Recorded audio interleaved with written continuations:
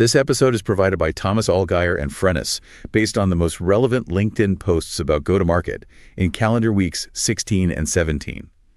Frennis is a B2B market research partner, helping ICT and tech providers identify niche channel partners by compressing the full journey from identification to qualified first meeting into 4 to 5 weeks. You can find more info in the description. Yeah, and having that kind of highly tactical resource is just huge right now, especially with how fast everything is shifting. Oh, absolutely. So to kick things off for you listening today, I want you to imagine buying $1 million state-of-the-art Ferrari engine. Right, I'm tracking. You take this incredible piece of machinery and you drop it into a 20-year-old rusty go-kart. You turn the key, and then you just sort of scratch your head wondering why you aren't winning the Monaco Grand Prix. Right, or, why the chassis just vibrated itself into a million pieces. Exactly. And that is, that's exactly what we're seeing right now across the B2B landscape. We've got marketing and sales leaders buying the AI equivalent of that Ferrari engine. Yeah. They bolted on to these totally broken revenue processes, and then they wonder where the pipeline went. It's honestly wild to watch. It really is. So today we are doing a deep dive into the top go-to-market trends we've pulled from the front lines of LinkedIn over calendar weeks 16 and 17. Our goal is to figure out how to actually win that race. Right. We want to cut through the noise of all those shiny new tools, and really look at the underlying mechanics of modern revenue systems. Yeah, because that go-kart analogy really captures the whole mission we pulled from the sources. We're seeing this massive rejection of random acts of AI. Oh, I love that phrase, random acts of AI. Right, because the focus is completely shifted to disciplined, connected GTM architecture. Yeah, it's no longer just a question of what software you can pull off the shelf. It's about how you engineer your baseline foundation to even be ready for those tools. Let's actually start right there. Because if you look at the market, there's this massive, almost comical disconnect happening. Comical but painful. Totally painful. Yeah. Everyone is scrambling to integrate AI into their outreach, right? And into their CRMs, their content. But if you look at the actual closed-won revenue, the actual pipeline, it's completely flat. Yes, or even actively deteriorating. Well, Alon even actually shared some staggering data on this exact disconnect. He pulled from a recent State of B2B GTM report, and the numbers are just crazy. Hit me. What are the numbers? So 85% of chief marketing officers claim AI adoption is their absolute top priority. 85%. Okay, makes sense. Everyone wants the shiny toy. Right. But simultaneously, 53% of GTM leaders admit that AI has had literally zero impact on their actual results. Wait, over half? Over half are seeing zero impact from their number one priority. Literally zero impact. This just feels like a catastrophic failure of execution. Is it just that, the AI models aren't good enough for complex B2B sales yet? No, the models are incredibly powerful. The failure is entirely structural, just like Alon points out. It's a sequencing problem. What do you mean by a sequencing problem? Well, they're obsessing over the execution layer, right? Automating sequences, generating hundreds of emails, but they completely skipped the architectural layer. Ah, right. Building the house on sand. Exactly. Ralph Passion actually framed this brilliantly. He noted that AI is fundamentally just a multiplier. It has no intrinsic strategy of its own. So it only multiplies what's already sitting in your system. Right. So if your foundation is a mess, the AI doesn't magically clean it up. It just accelerates the mess. That goes back to the go-kart. Right. You don't get better results. You just hit the wall at 200 miles an hour instead of 20. You basically just scale your own inefficiencies. And Natalie Golden breaks down exactly where those structural fractures usually happen. Okay. Where do things usually break? She points to 3 specific areas: differentiation, cross-functional handoffs, and ideal customer profile or ICP alignment. So basically the absolute basics of marketing. Right. If your marketing team and your sales team are working off even slightly different definitions of who the buyer is, you're in trouble. Oh, for sure. Or if you can't articulate why you're different from the legacy competitor in simple terms, no amount of automated outreach is going to save you. Because the AI will just, send out 10,000 perfectly spelled emails pitching the complete wrong value prop? Exactly, to the completely wrong persona. That makes total sense. But I feel like if you talk to any CEO right now, they'll swear up and down that their differentiation is locked in. They genuinely believe they have product market fit. And that belief right there is exactly what kills early stage growth. Really? Just the belief itself? Yeah, because they're tricking themselves.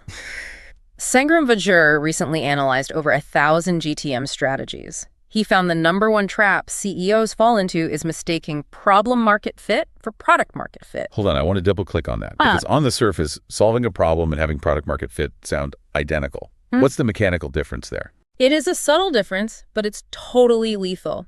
So, problem market fit means you've correctly identified that a market has a real painful problem. Okay. Like, they know it hurts and they want to fix. Right. And because the pain is real, buyers will happily take a discovery call with you. You have validated that the pain exists. Which, to a founder, feels exactly like traction. It feels like traction, but it's completely an illusion because product market fit means your specific product is undeniably the best way to solve that pain compared to all the other alternatives. Not just a solution, but the solution. Exactly. Sangram points out that problem market fit gets you first meetings. Product market fit is what actually gets you closed revenue. Wow. Okay, so a lot of companies right now are just using AI to scale their outreach when they only have that problem market fit. Yep. They get this massive flood of early meetings, the pipeline looks super bloated and healthy, but then nothing actually closes. Because the AI just helped them hit their structural ceiling way faster. Exactly. Man, you really can't automate your way around a product that's just okay. You really can't. Which kind of begs the question, right? If dropping AI into a bad process speeds up the crash, how do we know we're pointing the machine in the right direction? Right, because the old way of doing things is dead. Yeah, the old method of, buying a list of 5,000 VPs of marketing and just spamming them, that causes the crash. Which brings us to this massive shift towards signal-based GTM. Okay, let's get into this. Signal-based. Yeah.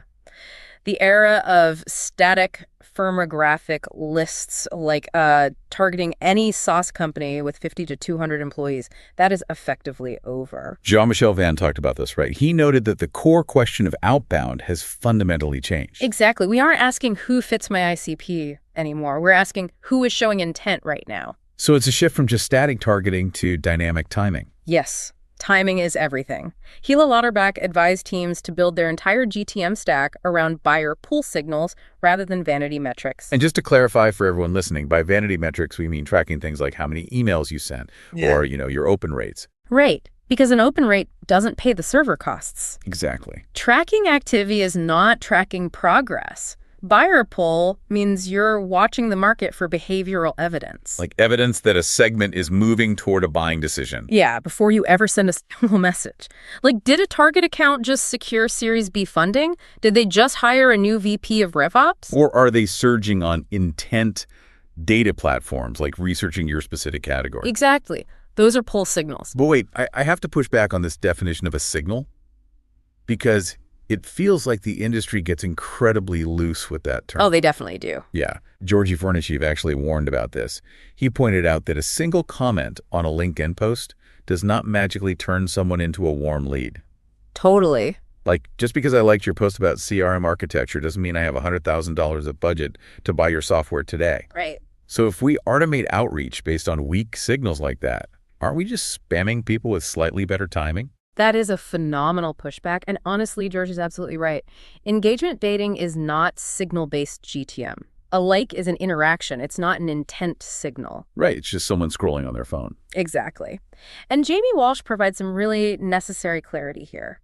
He argues that a high-performing GTM requires a targeting model built on buying behavior and urgency. Urgency being the key word there. Yes, urgency.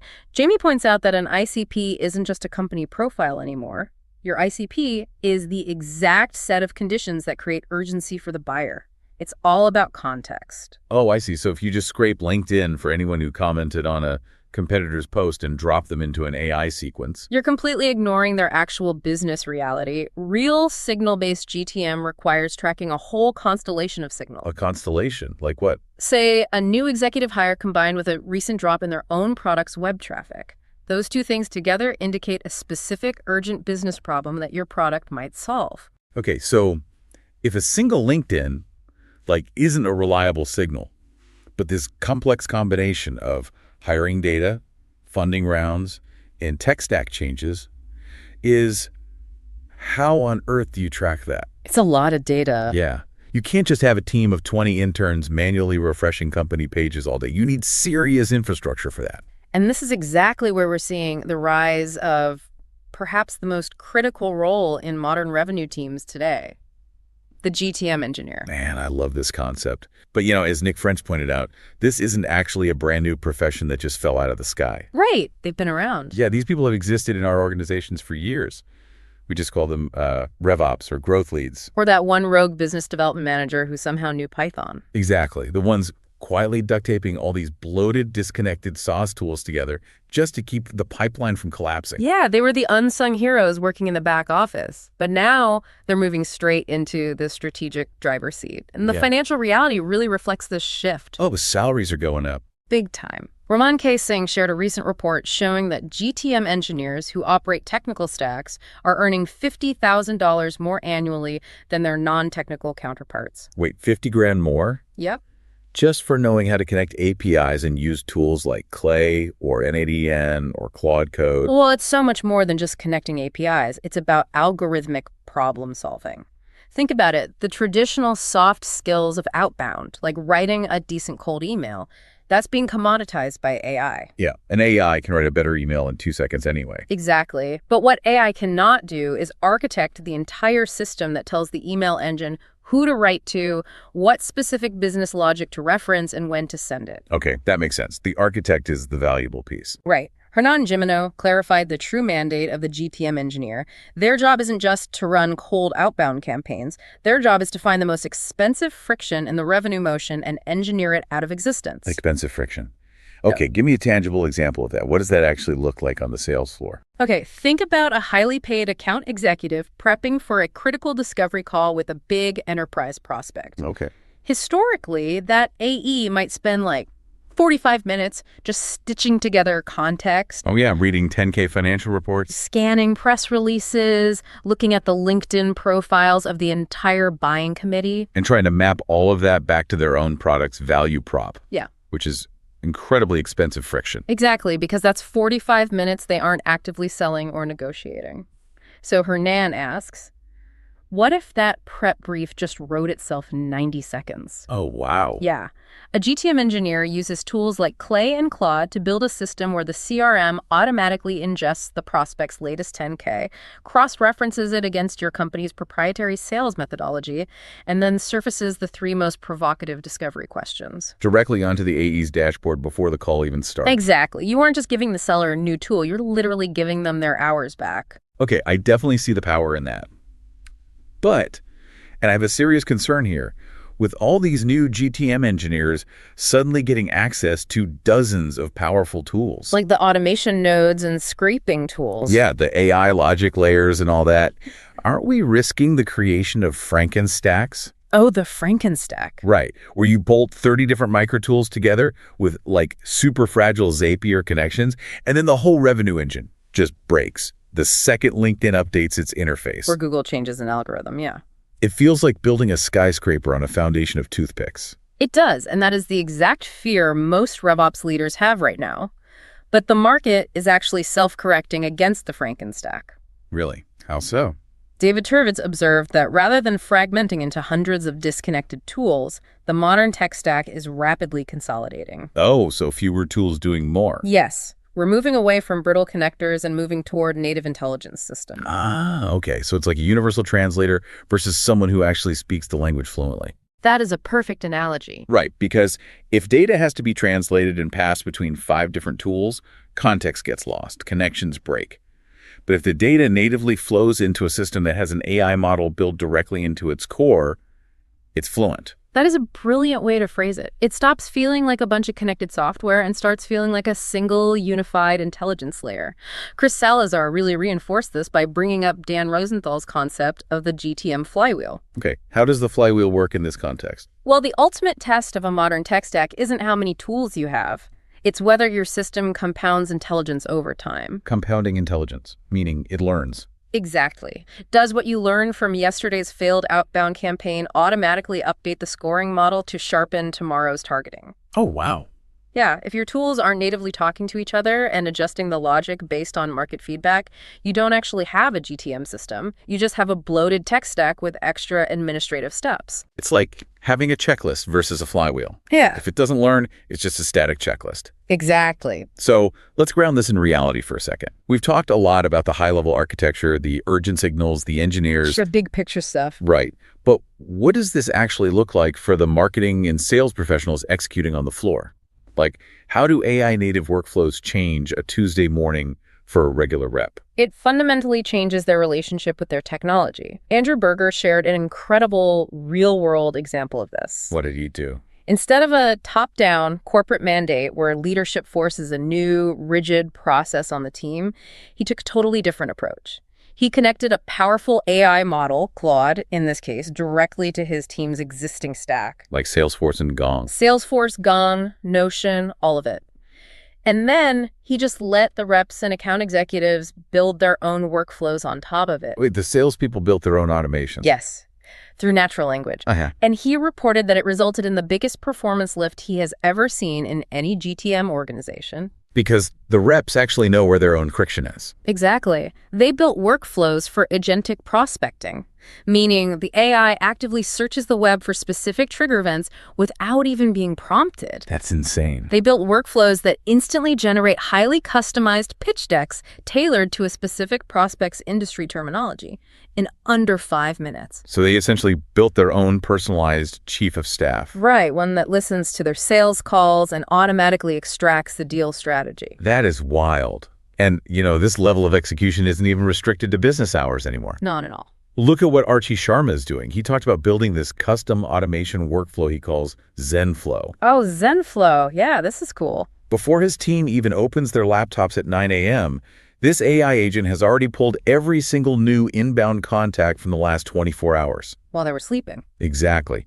It cross-references their email domains, scores each one on ICP fit based on deep firmographics, tags the high-priority leads in the CRM, and drafts highly personalized outreach emails. Just sitting right there in the reps' draft folders. Yes. By the time the human sits down with their morning coffee, the entire triage process is complete. It allows the human to start their day at the point of absolute highest leverage. Right. But I have to ask the uncomfortable question here. Let's hear it. If AI is doing all the account research, right? Yeah. If it's scoring the leads, and if it's drafting the emails in our own voice, are we losing our empathy? Is B2B sales just going to devolve into robots talking to other robots? Like, your AI reads my 10K, drafts an email, and sends it to my AI, which summarizes it and auto-replies with a polite rejection. It's the ultimate dystopian fear everyone harbors right now. But Liza Adams offered a perspective that completely flips that assumption on its head. Really? What did she say? She found that relying on AI daily actually made her significantly more empathetic and human in her interactions. Wait, how does offloading your thinking to a machine make you more human? Because she isn't offloading her thinking, she is offloading her processing. She uses the AI as a debate partner. A debate partner? Okay. Yeah. Before she walks into a room or jumps on a high-stakes call, she uses the AI to simulate different perspectives, to actively challenge her assumptions about the buyer's pain points.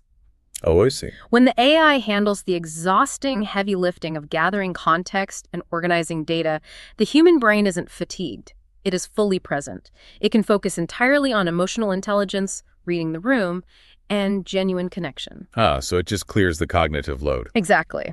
And Eric Stanley added to this beautifully. He pointed out that elite GTM engineering clears the runway so that top-tier sales reps can focus strictly on what machines cannot do. Which is exercising human judgment. Yes, human judgment, structuring highly complex multi-stakeholder deals and building trust.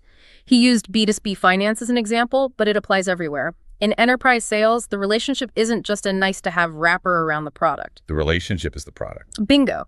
AI doesn't close $1 million enterprise deal. It removes the paperwork so the human can look the buyer in the eye and build trust. That's a great way to put it. But, and this is a critical caveat we have to establish, we cannot blindly trust the machine to do that prep work flawlessly. Oh, yeah. The AI failure modes. Right. Leszek Lamel runs his entire GTM advisory business using AI models, but he issued a vital warning about this. Are we just talking about standard hallucinations here, like the AI inventing a fake competitor or something? It's actually much more insidious than obvious hallucinations. AI can invent highly logical-sounding buying signals that are completely false in the real world. What do you mean? Well, Lessig gave a great example. He was having the AI build a scoring rubric for intent signals, right? And the AI confidently flagged founders publicly posting on LinkedIn that they need help with outbound sales as a high-intent signal. I mean, logically, that makes perfect sense. If they post they need help, they're a lead. Exactly. The logic checks out on paper, but anyone who actually works in B2B knows that founders almost never publicly admit their outbound is failing on a public forum like LinkedIn. Oh, right. It's an ego thing. It's a completely fabricated signal. But the AI happily added it to the scoring model, which means the system would be endlessly searching for a trigger event that doesn't exist in reality. Wow. Furthermore, Lessig noted a major blind spot AI has with temporal data. Basically, how it understands time. Temporal data. Yeah. Like it doesn't know what day it is. It struggles with the decay curve of a buying signal. Decay curve. Okay, unpack that for me. Let's say your tracking software shows a company just raised $50 million. That is a massive urgency signal. Oh, absolutely. Huge budget unlocked. But what if they raised it 90 days ago? To an AI, the binary fact remains. They raise money, score them 100 out of 100. Right. But a human GTM expert knows that by day 90, the budget from that funding round has already been allocated. The buying window closed 2 months ago. AI treats timing triggers as binary, completely ignoring the natural decay curve of urgency. Wow. So if you just hook up an AI agent to your CRM and say, go, it's going to confidently chase expired signals and hallucinate buyer behaviors. Absolutely. Which is why Lessig emphasizes that the real competitive moat in GTM right now isn't merely having access to advanced tools like Claude or N8N. Because everyone has access to those. Exactly. The true competitive advantage is having the human muscle, the deep domain expertise to verify what the machine is doing. You need human judgment to catch when the AI is confidently, logically wrong. Man, this has been an incredibly clarifying deep dive for you listeners out there. It really is a fascinating time. Yeah, we've traced this entire evolution happening right now. We started with the very real danger of taking a messy foundation and just amplifying it with AI. The go-kart. The go-kart, exactly. We explored the necessity of moving away from static targeting to tracking genuine buying urgency. We looked at the rise of the GTM engineer who builds the native flywheels, and finally, how AI workflows are fundamentally designed to let humans get back to the deeply human work of selling. It is a complete paradigm shift. We are moving from a volume-based game to an intelligence-based game. And, as we synthesize all the insights from these practitioners, I want to leave you with one final, deeply provocative thought from Lomit Patel. Okay, let's hear it. We've spent this entire time talking about systems, signals, and engineering. But Lomit points out a critical flaw in the underlying psychology of most historical GTM strategies. Which is? Historically, the assumption was simple. If you capture attention, you earn trust. Right. The old billboard model. Yeah. Like, if you are big enough and loud enough to interrupt my day, you must be a credible vendor. Exactly. But in the modern SaaS era, which is completely saturated with AI-generated content, that assumption is dead. Buyers are no longer struggling to discover tools. No, they are drowning in tools. Every vendor looks exactly the same. Right. What buyers are actually struggling with is deciding which vendor is credible enough to risk their budget, their data, and their professional reputation on. Because AI has made it virtually free for a two-person startup to spin up a flawless website, generate 500 white papers, and send 10,000 hyper-personalized emails. They sound exactly like an enterprise giant. The cost of looking professional has dropped to zero. Yeah, it's wild. Precisely. So credibility, not attention, is now the sole determining factor of whether a complex sale even begins. AI has democratized outreach. Everyone's marketing is getting louder, faster, and more personalized. So what's the takeaway for the listener? The ultimate question you have to ask yourself about your own revenue architecture is this. Is your go-to-market engine engineered simply to generate more noise in a deafening market, or is it meticulously engineered to build undeniable trust? Is it engineered to build undeniable trust? Yeah. That is the exact question you need to bring to your next leadership meeting. Because if you are just using these incredible tools to yell louder, your buyers have already tuned you out. Exactly right. Fix the foundation, track the real urgency, and use the technology to prove your credibility, not just your existence. I couldn't agree more. And that brings us to the end of today's deep dive. If you enjoyed this episode, new episodes drop every 2 weeks. Also check out our other editions on account-based marketing, field marketing, channel marketing, MarTech, social selling, and AI in B2B marketing. Thank you for joining us as we unpack the underlying mechanics of modern GTM. Thank you so much for listening. Take a hard look at that go-kart before you buy the Ferrari engine. Don't forget to subscribe so you never miss a deep dive, and we will catch you on the next one. Keep engineering that trust.